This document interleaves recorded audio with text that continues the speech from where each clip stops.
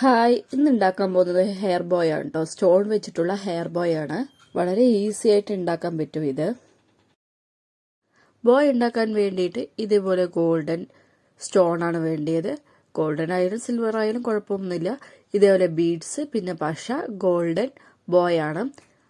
ആദ്യം വന്നിട്ട് golden boy എടുത്ത് ഇതേപോലെ സ്റ്റോൺ നമ്മൾ അളവെടുക്കുക ചെയ്യുന്നത്.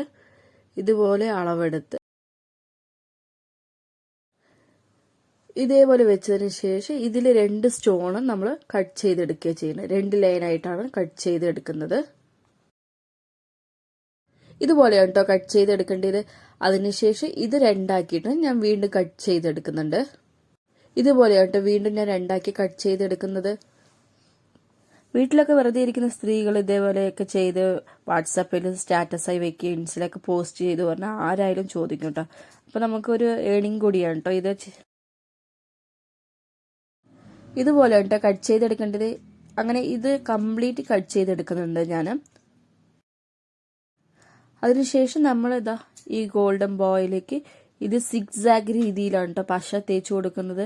എന്നിട്ട് അതിലാണ് കേട്ടോ ഒട്ടിച്ചു കൊടുക്കുന്നത്. സിഗ്സാഗ് രീതിയിലാണ് ഞാൻ പശ തേച്ചുകൊണ്ടിരിക്കുന്നത്.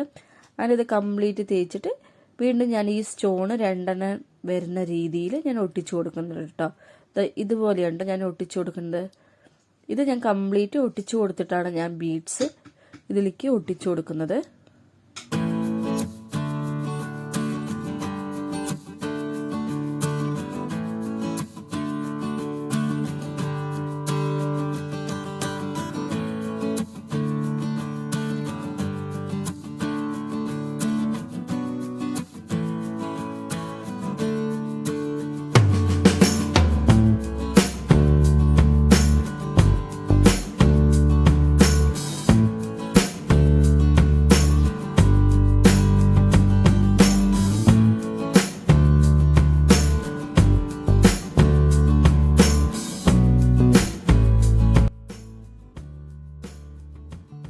ഈ കളറുള്ള ബീഡ്സ് ആട്ടോ ഞാൻ ഒട്ടിച്ചു കൊടുക്കുന്നത്.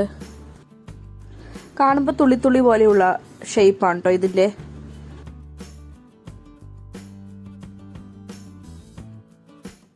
ഇതിൽ ഈ തടിയുള്ള ഭാഗമാണ് കേട്ടോ ഞാൻ ബോയിലേക്ക് ഒട്ടിച്ചു കൊടുക്കുന്നത്. കൂർത്ത ഭാഗം മേലേക്ക് വരത്തക്ക രീതിയിലാണ് ഒട്ടിച്ചു കൊടുക്കുന്നത്.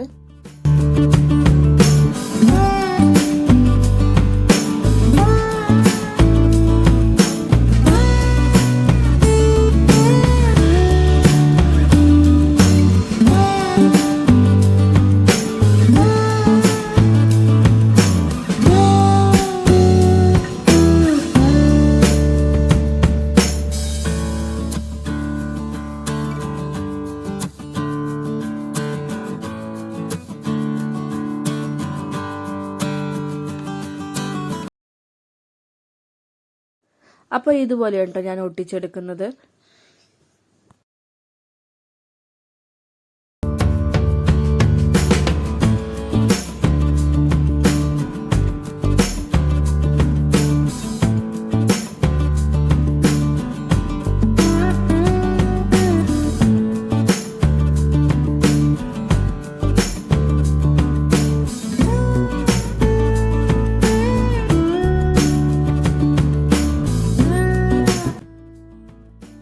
അപ്പോൾ കംപ്ലീറ്റ് ഒട്ടിച്ചു കൊടുത്തിട്ടുണ്ട് കേട്ടോ. അപ്പോൾ എങ്ങനെയുണ്ട് നോക്ക്, നന്നായിട്ടില്ലേ കാണാൻ.